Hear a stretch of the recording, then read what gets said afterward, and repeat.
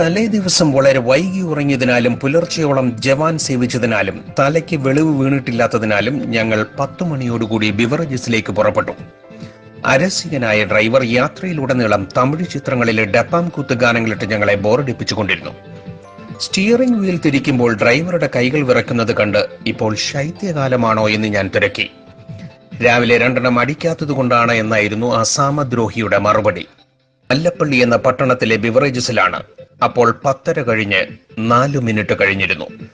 കാറിൽ നിന്നും ഇറങ്ങിയപ്പോൾ വളരെ നീണ്ട ഒരു ക്യൂ ആണ് കണ്ണിൽപ്പെട്ടത്. പരമ്പരാഗത വേഷം ധരിച്ച ധാരാളം മദ്യപാനികളെ ഞങ്ങൾക്ക് ആ ക്യൂവിൽ കണ്ടെത്താൻ കഴിഞ്ഞു. ബിവറേജസിന് മുന്നിൽ പടർന്നു പന്തലിച്ച വലിയൊരു ബദാം നിൽപ്പുണ്ടായിരുന്നു. 6-ാം നൂറ്റാണ്ടിൽ ചൈനയിൽ നിന്ന് വന്നൊരു കുടിയൻ നട്ടതാണ് ഈ ബദാം.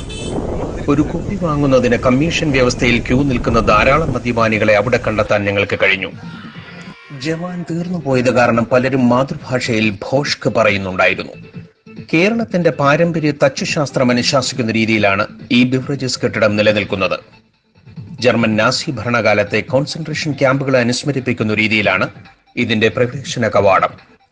വളഞ്ഞു പുളഞ്ഞ് ക്യൂബിനുള്ളിൽ പ്രവേശിച്ചാൽ അകത്തെപ്പോഴും കനത്ത ഇരുട്ടായിരിക്കും. കൗണ്ടറിൽ ബില്ലടിക്കാൻ ഇരിക്കുന്ന ഉദ്യോഗസ്ഥൻ ഇസ്താംബുൾ തെരുവിലെ ഇറച്ചിവെട്ടുകാരന്റെ മുഖമായിരുന്നു. എന്തോ സൗജന്യം നൽകുന്നു എന്ന മട്ടിലാണ് ഓരോ ഉദ്യോഗസ്ഥനും ഇവിടെ മദ്യപാനികളോട് പെരുമാറുന്നത്. ജവാനും OPRും MC-യുമാണ് ഇവിടെ പ്രധാന വിൽപ്പനയുള്ള ബ്രാൻഡുകൾ. എത്ര തിരക്കാണെങ്കിലും ഇടിച്ചു കയറി തോന്നിയാസം മദ്യം മേടിക്കുന്ന ചില കട്ട ലോക്കൽ മദ്യപാനികളെയും ഈ സ്ഥലത്ത് വെച്ച് പരിചയപ്പെടാൻ കഴിഞ്ഞു.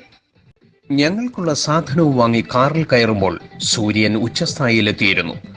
അമ്പരചുംബികളായ കെട്ടിടങ്ങളൊന്നും വഴിയിലെങ്ങും കാണാത്തത് എന്നിൽ വലിയ നിരാശയുളവാക്കി. തിരികെ പോകും വഴിയിൽ ജീപ്പുമായി പതുങ്ങിക്കിടന്ന് യാത്രക്കാരെ പിഴിഞ്ഞ് കീശ വീർപ്പിക്കുന്ന നിയമപാലകരെയും കാണാൻ കഴിഞ്ഞത് വലിയ ഭാഗ്യമായി കരുതുന്നു. അതുമൂലം മറ്റൊരു വഴിയിലൂടെ 4 കിലോമീറ്റർ ചുറ്റിയാണ് ഞങ്ങൾ താമസ സ്ഥലത്തെത്തിയത്.